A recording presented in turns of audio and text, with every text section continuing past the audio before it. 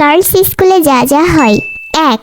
সকাল সকাল অ্যাসেম্বলিতে কেউ না কেউ ঢুপঢাপ করে অজ্ঞান হয়ে পড়ে যাবে। তারপর আরো 2টা সেডারে কাঁধে তুইলা ক্লাসে নিয়ে যাবে। 2. ক্লাস শুরুর আগে একদল মেকআপ পার্টি ওয়াশরুমে গিয়ে বইসা থাকবে। এরা দিনে 3বার ওয়াশরুমে গিয়ে বইয়া থাকে, একবার সকালে, একবার টিফিন টাইমে, আরেকবার ছুটির সময়। 3. আরেক দল আছে যারা দেখতে কাকতাড়ুয়ার মতো। এরা আবার মাথায় মিশরের পিরামিডের মতো করে চুল বেঁধে আসে। টিচারের কাছে এরা প্রতিদিন ধাতাল পড়া খায়, তবুও শিক্ষা হয় না। 4.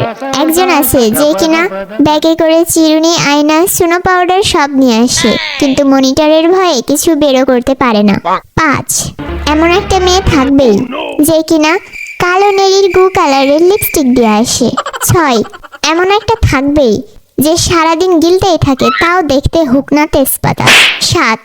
আরেকটা করে থাকে লেবুর রস, পান থেকে চুন খসলেই ভ্যা। 8. দুইজনের একটা দল থাকবেই, জানের জান বেস্টি। এদের মধ্যে একটা হবে ক্লিকবাজ, যে শুধু সবার মধ্যে ঝগড়া লাগায়, আর আরেকটা হবে আমের আঠার মতো ঝগড়ুটে। 9. একটা করে টিচারের চামচা থাকবেই, টিচারকে খালি তেল মারে, কিন্তু টিচার পাত্তা দেয় না। 10. সর্বশেষ এমন একজন থাকবেই, সুশীল, পড়তে পড়তে কানা হয়ে যাওয়া চশমাওয়ালা টপার, যেটা হাজারো ঝড়, তুফান, সাইক্লোন, টর্নেডো হইলেও কোনোদিন হোমওয়ার্ক আর স্কুলে আসা বাদ দেয় না। এদের মধ্যে তুমি কোনটা? আপনি কি জানেন স্কুল লাইফে জাতীয় সঙ্গীত কেমন ছিল? চলুন ছোট্ট একটা ডেমো দেখাই। আমার সোনার গামলা, আমি তোমায়। ওই ওই ধর ধর, ওই মাইয়াটা পইড়া গেল। আমা ফাগুনে তোর। কিরে, গণিতের হোমওয়ার্ক করছস নি? ও মা অঘ্রাণে তোর। এই আজকে টিফিন টাইমে পালাই যাবো গা, কাউরে কইস না। কি শোভা কি ছায়া গো। এই ঢেপি পিছনে সর না। আমার সোনার গামলা। দেখ দেখ, ফেবলি ম্যাম আজ কাওয়া সাইজাইছে। এমন করে জাতীয় সঙ্গীত গাওয়া পাবলিক গুলো হাত পা তুলে কমেন্টে সাড়া দাও। আমার বন্ধু আকাশকে বিয়ে দেওয়ার জন্য তার বাবা মা মেয়ে দেখতে গিয়েছিল। মেয়ে সবার পছন্দ।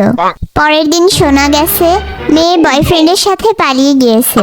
দ্বিতীয় মেয়ে দেখতে যাওয়ার সময় সবাই গ্রামে ঢুকতেও পারে নাই। মেয়ের বয়ফ্রেন্ড তার দলবল নিয়ে হাজির। তারা ভয় দেখিয়ে বলল, গাড়ি ঘোরাবি নাকি গাড়ি ভাঙবো? তৃতীয় মেয়ে দেখে বিয়ে প্রায় কনফার্ম। শপিং করাও শেষ। বিয়ের আগের দিন মেয়ে ফোন দিয়ে বলল বয়ফ্রেন্ডের সাথে রাগারাগি করে বিয়েতে হ্যাঁ বলেছিল। এখন ঝগড়া মিটে গেছে। আমার বন্ধু আকাশ চাইলে তাকে বিয়ে করতে পারে, তবে সে সুযোগ পেলেই বয়ফ্রেন্ডের সাথে পালিয়ে যাবে।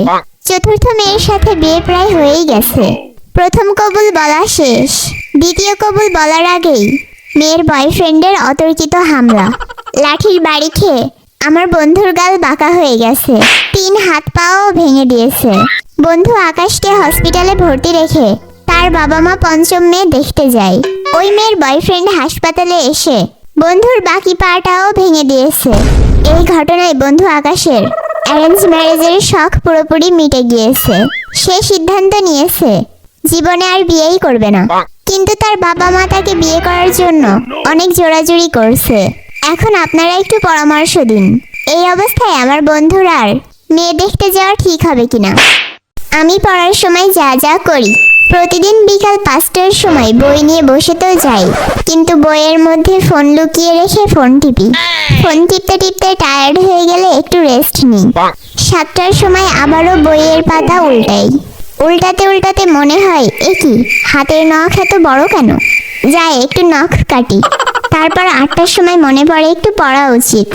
5 মিনিট পড়ার পর আবার টায়ার্ড হয়ে যাই। হালকা বিরতি নিয়ে একটু ফেসবুকে ঘুরতে যাই।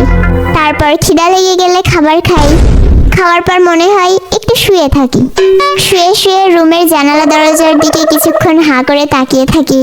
এরপর ঘড়িতে 11টা বেজে গেলে নিজেই নিজেকে প্রমিস করি কাল থেকে পড়াশোনা করে উল্টাই ফেলামু। এখন যাই একটু ফোন টিপি গিয়ে। এই হচ্ছে আমার পড়ার নমুনা। তোমরা কারা কারা এমন করো কমেন্টে বলে যাও। প্রতিটি ক্লাসে যেসব ক্যাটাগরির ছেলে ও মেয়ে থাকে কমেন্ট করে বলবেন আপনি কোনটা। 1. কিছু ছেলে সারাক্ষণ মেয়েদের সাথে আর কিছু মেয়ে সারাক্ষণ ছেলেদের সাথে গল্প করায় ব্যস্ত থাকে। 2. কয়েকটা এলিয়েন থাকে যারা নিজের বাবা মায়ের নাম ভুলে গেলেও স্যারের অ্যাসাইনমেন্ট করতে ভোলে না। 3. কয়েকটা থাকে। এরা ক্লাস শেষের সময় এলে স্যারকে টপিকের বাইরে প্রশ্ন করে ক্লাসের লেন্থ আরো 20-25 মিনিট বাড়াইয়া ফেলে। 4. কিছু কাপাল থাকে, এরা ক্লাসে আসে শুধু প্রেম করতে। 5. কয়েকটা থাকে, তারা সারা রাত ধরে ফোন টিপে ক্লাসে এসে ঘুমায়। 6. আবার কয়েকটা থাকে, এরা কারোর সাথে কথাই বলে না, চুপচাপ সবার তামাশা দেখে। 7.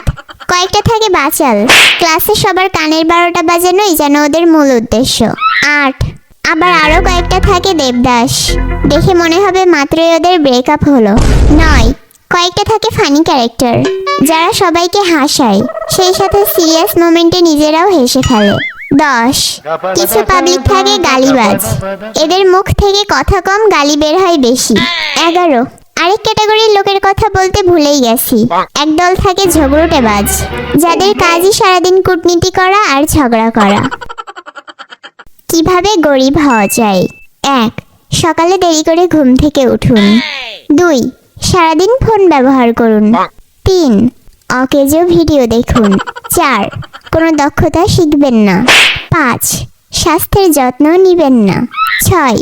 শুধু ভাবুন কিন্তু কোনো কাজ করবেন না। 7. সারাদিন বন্ধুদের সাথে আড্ডা দিন। 8. আপনার বাবা মায়ের কথা শুনবেন না। 9. মনে করুন আপনার কাছে অনেক সময় আছে। 10. ভালো পরামর্শ গ্রহণ করবেন না।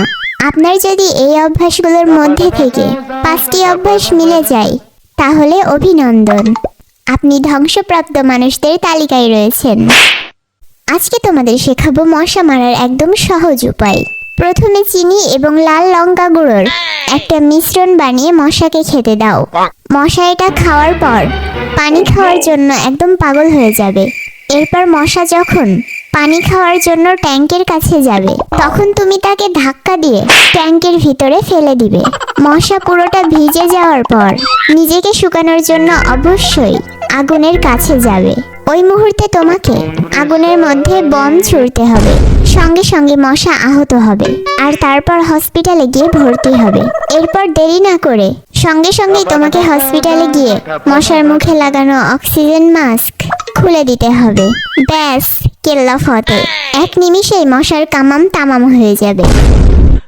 ছেলেদের মতে মেয়ে মানুষ এই রকম হয়, ওই রকম হয়, সেই রকম হয়, শুধু মনের মতো হয় না।